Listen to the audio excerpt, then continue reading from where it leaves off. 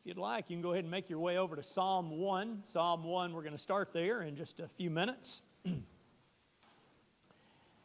As you're doing that, I want you to think of something that I think all of us tend to do. Have you ever just found yourself thinking about the weirdest thought? Just something that for no particular reason you just realize, why am I thinking about that time in kindergarten I opened my milk carton on the wrong side? You know, where did that come from? Have you ever played the game of working your thoughts back and figuring it out? It's probably a pretty good mental exercise, but on almost every occasion, there's a link. There's something that took you from thought A to thought B to thought C, and however many letters we need to fill in, you're at that really odd thought that you're at. There's a reason behind it. Looking at that from a little bit of a more serious light, a lot more serious sight, is sometimes we find ourselves in a mess. We have done something wrong. And our question is, how did I get here? How was it that I got to a point where this is the action that I did, this is the kind of life I'm living? How was it that I reached that point? I would suggest to you that just like that little thought experiment that we talked about, you can work your way back. And every time you'll find a link. That wherever you are, when you start looking back in your life, you're going to find choices, you're going to find decisions that you've made that over the course of maybe days or weeks or even years and decades has gotten you to this point where you don't want to be. And this morning, that's what I'd like for us to talk about. And we're going to base our thoughts really on the beginning of Psalm 1. Where we find this progression, where as we look at the psalm, the writer is saying to us, here is how you get from point A to point B to point C. As we think about that, though, I want us to kind of back out just a bit and take a little bit of a broader view of what we see in this psalm.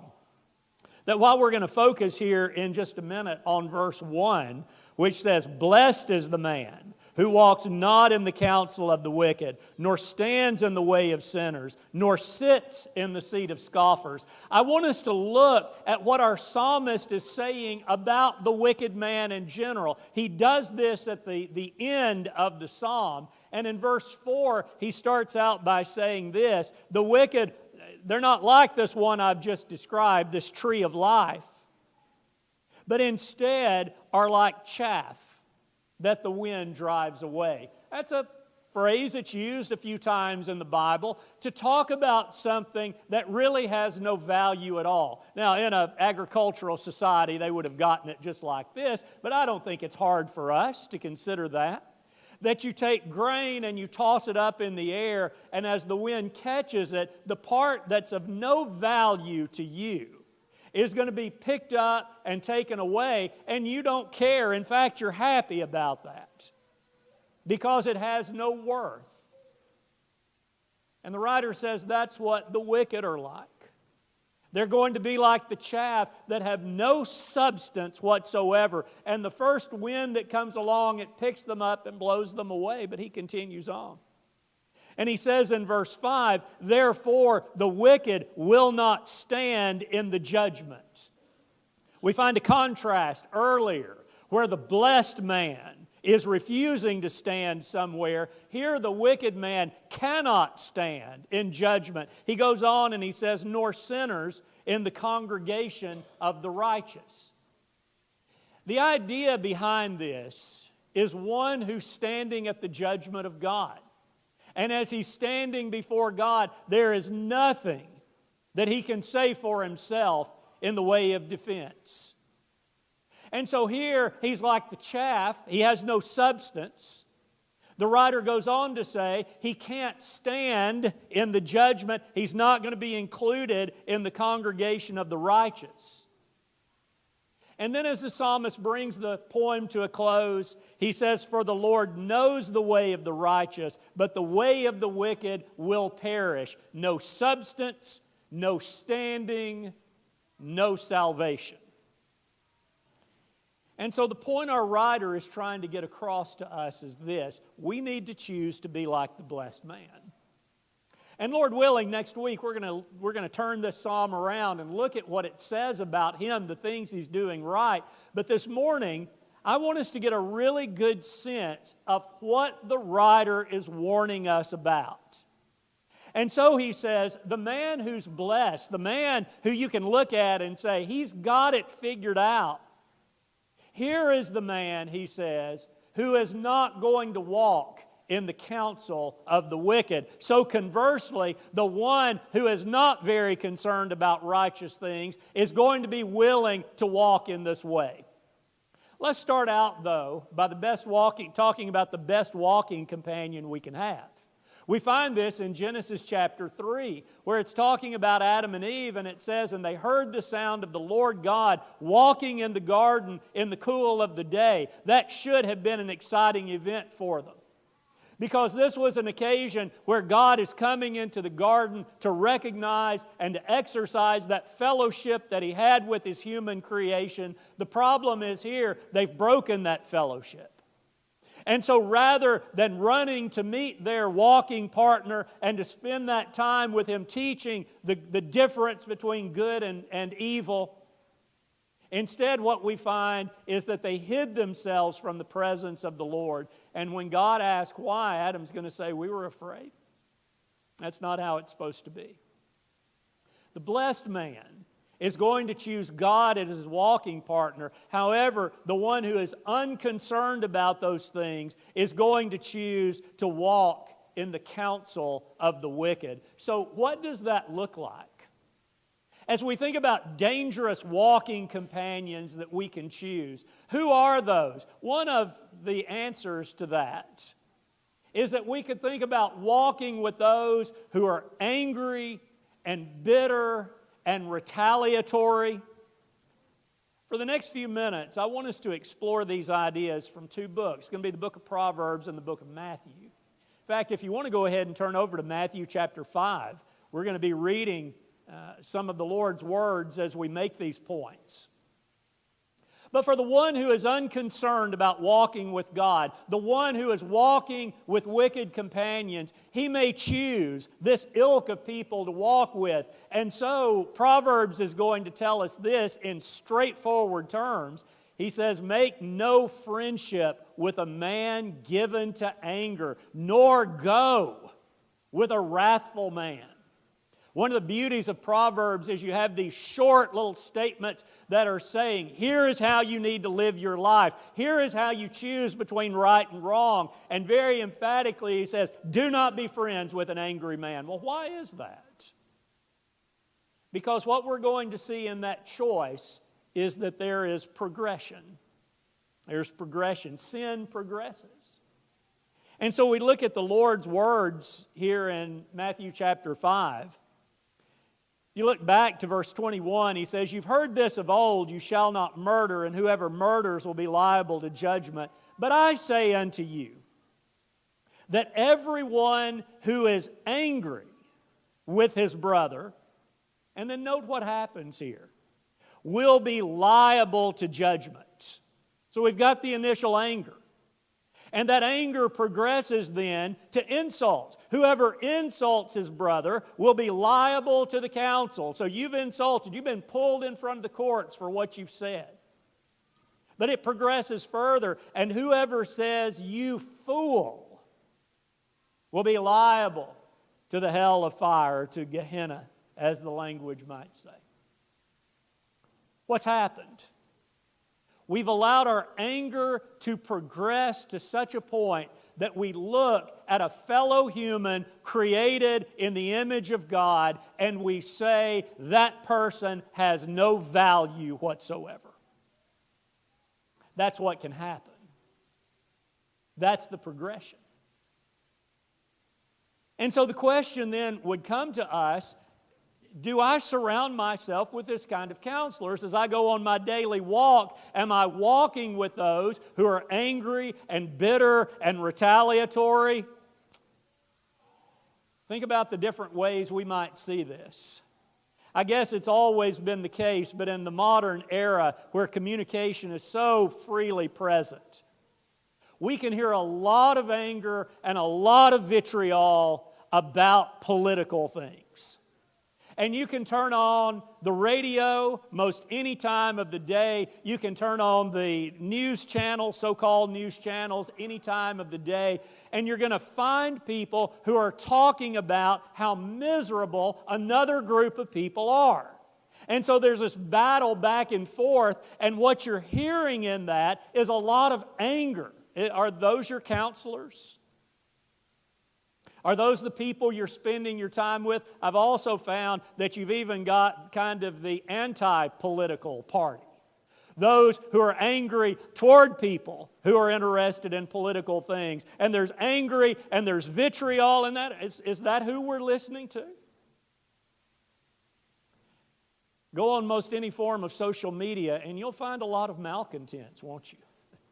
People who are upset about politics, people who are upset about football, people who are upset about their taxes, all these different things. And there's just this constant barrage. Are we scrolling through that on a regular basis and filling our minds, walking with those companions? Or our fellow workers who can't stand the boss, can't stand the company, can't stand the way things are run, and yet we're spending a lot of time. Could we see that even in religious circles? That we're spending time with people who are just bitter. Maybe they're saying, I just don't like the direction of the church. I just don't like the way things are going. I don't like this decision. I don't like that decision. And there's a malcontent there. Is that the person or the people that we're walking with who've always got a problem, always seeing something wrong, never giving a solution? That's how sin progresses. Let's look at a second walking companion. Are we walking with the lustful? First part of the book of Proverbs especially is dealing with the dangers of sexual sin. It's like a father who's talking to his son and giving him all of this good life wisdom. And he's talking about a young man who falls into the wrong walking companion's arms. And he starts it out by saying in Proverbs 7:10, behold, the woman meets him dressed as a prostitute, wily of heart. What's going to happen? There's going to be a progression. And so by the time we get to the end of the story, the father says all at once he follows her as an ox goes to the slaughter or as a stag caught fast. What happened to the young man? He chose the wrong walking companion. And because of that, she has complimented him and talked about how wonderful he is. And she's thrown in a little bit of romantic intrigue that her husband's away and he's likely not going to come home. And before long, we see the progression. The Lord talks about this. As we look in Matthew chapter 5, verse 27, he says, you've heard that it was said, you shall not commit adultery.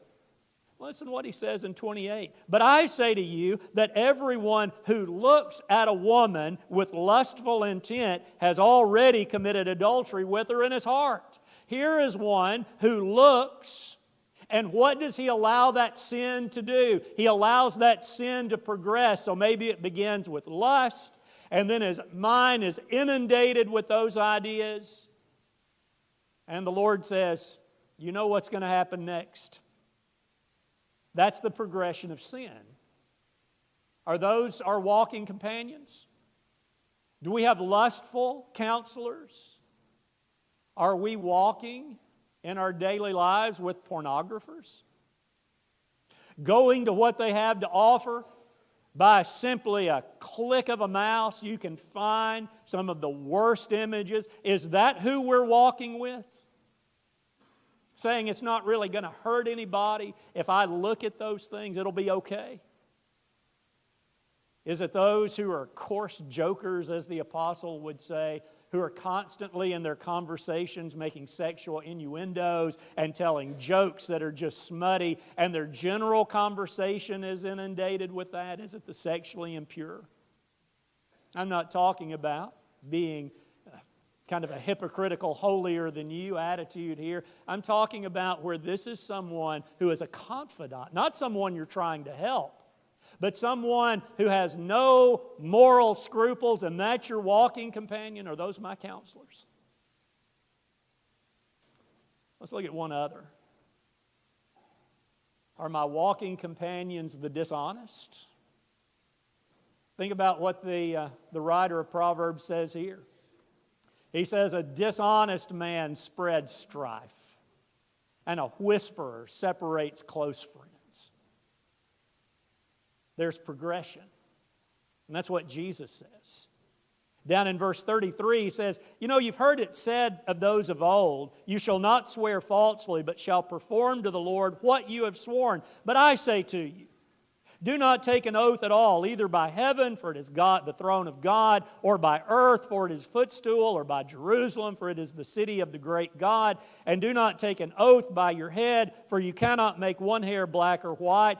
Let what you say be simply yes or no. Anything more than this comes from evil. He's going to talk a little bit later on, at least in the account here, of Pharisees who had come up with this very clever way, they thought, of a loophole where they could make a pledge, but then they could find their way out of it when it was no longer to their advantage. That's the progression of sin. I'm looking at someone dishonest, and that progresses then to cheating, and it's spreading strife. Are those my walking companions? Do I have dishonest counselors? To our younger friends in the audience, you could look at the statistics and say almost everybody cheats. Almost everybody cheats in high school. But let me ask you this. Is that who you're walking with? Are you walking with the people who say, it's no big deal? It's too hard for us anyway. The teacher didn't explain it very well. And that's your walking companion? And you become part of that monumental statistic? For those of us who are a little bit older, maybe especially this time of year, do we walk with those who talk about how easy it is to defraud the government on your tax forms? About how easy it is to hide this income or to take this deduction you really don't deserve? Do I walk with people who are very willing to lie about things to cover their tracks? Well, the writer says the blessed man doesn't do that. The blessed man does not walk in the counsel of the ungodly because he understands there's a progression. And the psalmist says the one who walks in the way of the wicked, before too long, he's going to stand in the way of sinners. And so what we find is, our writer is saying that if you're willing to accept the counsel of wicked men, then it's not going to be too long before you're willing to stand with them. And the point that he's making is, when you listen to enough of this, your way of thinking changes. The things that are going into your mind are going to change the way you think about something.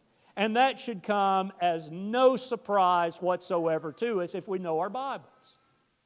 Because as the apostle warned the Corinthians, he said in chapter 15, verse 33 of 1 Corinthians, do not be deceived. Bad company ruins good morals. Now the context there are people who are teaching some errant religion on the resurrection. But this is certainly one of those statements that is true no matter the situation you're in. That if you are around people, if your walking companions are those who are constantly filling your mind with bad things, it should not be a surprise when you start behaving and acting and thinking in that manner. And so the proverbist warns us once again, be careful.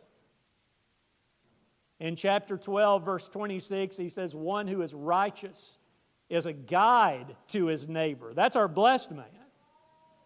But the way of the wicked leads them astray. The proverbist flat out says, what's going to happen when you walk with the wicked is that they are going to convince you that the right way is the wrong way, that evil is good, that good is evil. And how many different ways could that come out? Let me just give you a couple of examples. We're living in a time where if you accept the wrong way, you're viewed as part of the open-minded society. That if you have listened to the counsel of those who say it's perfectly okay to live however you want to, then you're going to decide that's right. Or it may be that someone convinces you to change your ways so that you're no longer one of those people who's stuck back there in religious tradition. No, what they're seeking to do is to get you to change your mind on the foundational principles of God, not some doctrine of man. But how easy it is to allow that to happen, because if I walk with the wicked, I'm going to stand with the sinners. I'm now in their number. Which then fully leads me to the next progression, and that's sitting in the seat of the scoffer. We think about that word scoff, and it's used throughout the book of Proverbs many times. I just want to give you a smattering of those, just to get a feel for it here. We think about what we're told in chapter 9, verses 7 and 8. Whoever corrects a scoffer gets himself abuse, and he who reproves a wicked man incurs injury. Do not reprove a scoffer, or he will hate you. Reprove a wise man, and he'll love you. The writer says you're going to have a hard time changing a scoffer, because a scoffer is going to be abusive because he has no interest in the ways of truth. He continues on. We go down to chapter 13. It says, a wise son hears his father's instruction, but a scoffer does not listen to rebuke. He opposes what's right, and when you try to reason along the lines of changing, there's no listening. There's a refusal there. Chapter 21, verse 24, scoffer is the name of the arrogant, haughty man who acts with arrogant pride. Why doesn't he listen? Because he knows he's always right. His way is the right way regardless of whether there's any sound reasoning behind it. And finally, scoffers set a city aflame, but the wise turn away wrath. He's a troublemaker. Now, you could look at all of the other 20-plus mentions of scoffer in the book of Proverbs, and you'll find a very clear picture of who the psalmist is talking about. But it's one who's arrogant, refuses to listen, troublemaker, won't listen to the truth. And yet, if I walk in the way of the wicked, and I stand with the wicked and the sinner, then because my way of thinking is now changed, I take my place in the assembly. I don't know if there's anything to be made out of this or not, but the word scoffer is the same word that's translated like a go-between, like an ambassador. And so sometimes you'll be reading along in the Bible and it'll say, this was an intermediary, or this was an interpreter. Well, it's the same word here as scoff. I don't know if the writer had this in mind or not, but I suspect he might have. That what's going on now is I've taken my place in the assembly, and it's not just that I'm listening and thinking. Now, I've become the wicked counselor. It's made full circle.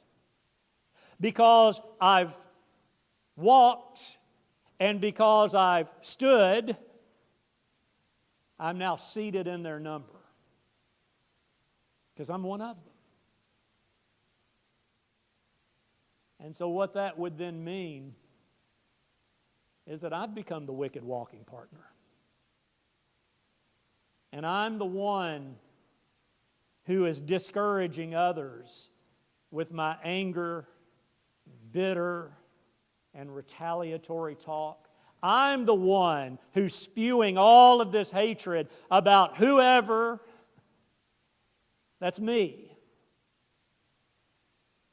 And maybe I've become the one who's corrupting good morals. Maybe it's me who's encouraging others to look at this website or that website. Or maybe it's me who's telling the coarse jokes. Or maybe it's me who's no longer the good influence on others. Or maybe it's me who's encouraging these dishonest practices. You see what the writer has shown us? He said the blessed man stays far away from this kind of stuff because he knows what it's going to do to him. He knows how he's going to get, or maybe in his case, to stay away from point A, point B, point C, to where he is now. And so I warn all of us that we take heed. Again, quoting from the book of 1 Corinthians, this time in chapter 10, verse 12, the apostle says, "Therefore, let anyone who thinks that he stands take heed lest he fall." What had just come before that section, this verse, the section just before it, had talked about how Israel had fallen to idolatry and the sexual wickedness associated with that. And the point the apostle's making is that Israel didn't start out to be that way. They didn't start out to be a bunch of grumblers. They didn't start out to be a bunch of idolaters. But what happened over the course of time is that they demonstrated how easy it is to walk and to stand and to sit and to be changed.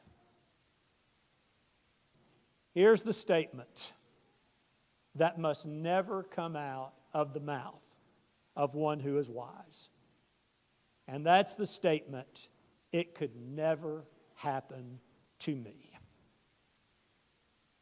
I wonder how many times that statement has been made with just a few words in front of it, with someone saying, "I never thought it could happen to me." Whenever we allow a seed to be planted, it has the potential to grow.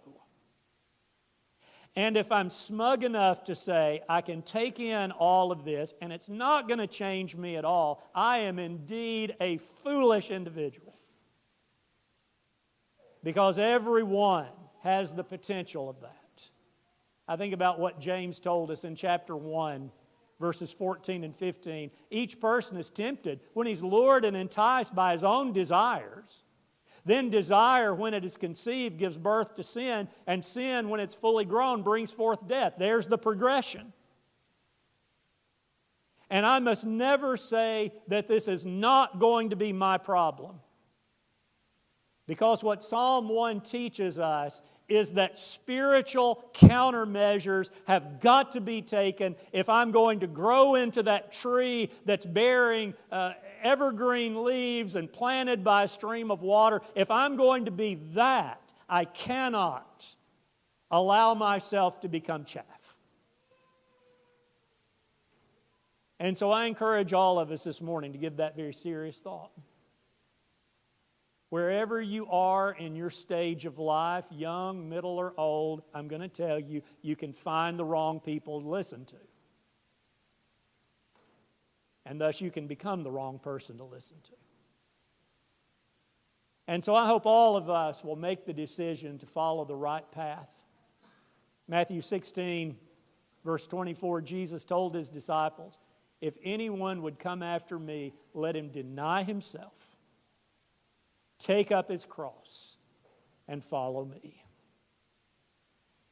Here's the walking companion who's going to get us where we need to go, who's never going to tell us anything we don't need to hear, who's going to make it where we can stand in the judgment and where we can be seated with Him eternally. And I hope that's what all of us want to do. Thank you for your good attention this morning. I encourage any this morning who are struggling with sin to first of all realize you are surely not by yourself in this. Every adult in the room can testify to the difficulty and how easy it is to allow ourselves to become accepting of talk and companions that we should not. But maybe as we've read from the words of the psalmist and the wise man of Proverbs and the Lord Himself, you've been convicted that it's time to change. To put away your relationships with sin and wickedness and corruption.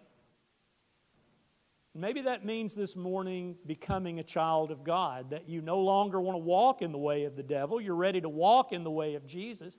And Jesus says that's exactly what He wants for you to do. And that your sins can be removed in the waters of baptism by the grace of God when you demonstrate the faith that you believe that it's here and now in baptism that God is going to say your slate is clean. And you can change your walking companions. I hope you'll do that today. Or maybe you realize you've been walking with some you shouldn't. And that may be a very personal thing where it says, I'm just going to clean up my life and I'm going to turn off things that I don't need to be listening to and not hang out at the table where things are being said that I don't need to listen to. Maybe it's that personal decision. But if you've allowed that to take you down the road too far, and it's time to go to God and seek His forgiveness to become that blessed one, you can do that this morning. And if it's something that we can pray with you about, we'll do that. To go with you to the throne room of God Himself, where He has promised to be faithful in His forgiveness. If you need to respond to His invitation this morning, you can come now as we stand and sing together.